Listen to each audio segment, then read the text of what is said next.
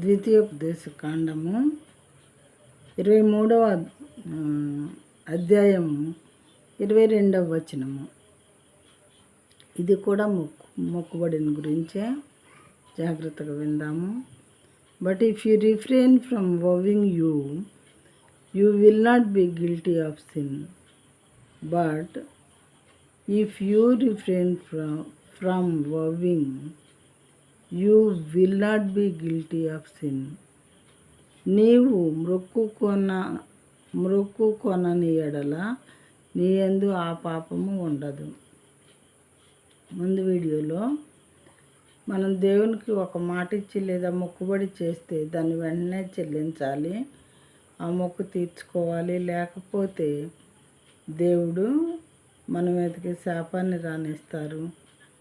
అది దానివల్ల మనం దాన్ని ఏ రకంగా రాబట్టుకోవాలో దేవునికి తెలుసు, మనం ఇవ్వకపోయినా కానీ అనే విషయం తెలుసుకున్నాము.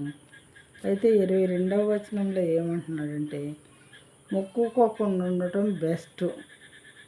మొక్కుకొని ఆ మొక్కు తీర్చకుండా ఉండే కన్నా అసలు నేను ఇలా ఇస్తాను దేవుడా, ఇంత చందా ఇస్తాను అని నీవు మొక్కుకోకుండా ఉండటమే బెస్ట్.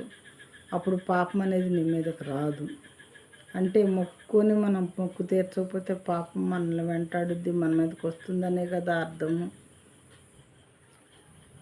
మనకు దేవుడు చేసినటువంటి మేలులకు హృదయపూర్వకంగా మనం మరి మన చేతనైనంత ఇస్తాము. తండ్రి ఇంత ఇస్తాను అని మనం అనుకుంటాం. అంతేగాని బలవంతం ఏముంది అందులో? మనం హృదయపూర్వకంగా అనుకునేది అది. అయితే అలా అనుకున్న తర్వాత కొన్నిసార్లు మనం మర్చిపోతాము, కొన్నిసార్లు నెగ్లెక్ట్ చేస్తాము. ఇవ్వచ్చులే తర్వాత ఇవ్వచ్చులే అలా అనుకుంటూ నెగ్లెక్ట్ చేస్తూ ఉంటాము. అయితే మనం మాట ఇచ్చింది ఎవరికి? సర్వోన్నతుడైనటువంటి దేవునికి, మహోన్నతుడైనటువంటి దేవునికి మనం మాట ఇచ్చింది. కాబట్టి మనం దాన్ని నెగ్లెక్ట్ చేయకూడదు, పోస్ట్పోన్మెంట్ చేయకూడదు అన్నమాట. ఏమాత్రం కూడా ఖచ్చితంగా మనం ఇస్తానన్న టైంకి ఇవ్వాలి, ఇస్తానన్నంత దేవునికి ఇవ్వాలి. అలా ఇవ్వలేనప్పుడు నిన్ను మొక్కుకోమని అసలు ఎవరు చెప్పారు? ఎందుకు మొక్కుకోవాలి?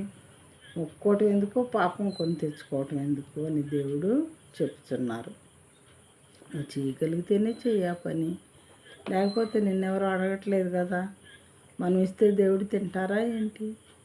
మనం ఆహారం పెడుతున్నామా దేవునికి? ఆయన ధనాగారంలో నుంచి అనుదినము మనకు అవసరమైన సమస్తాన్ని ప్రొవైడ్ చేస్తూ ఉన్నాడు దేవుడు.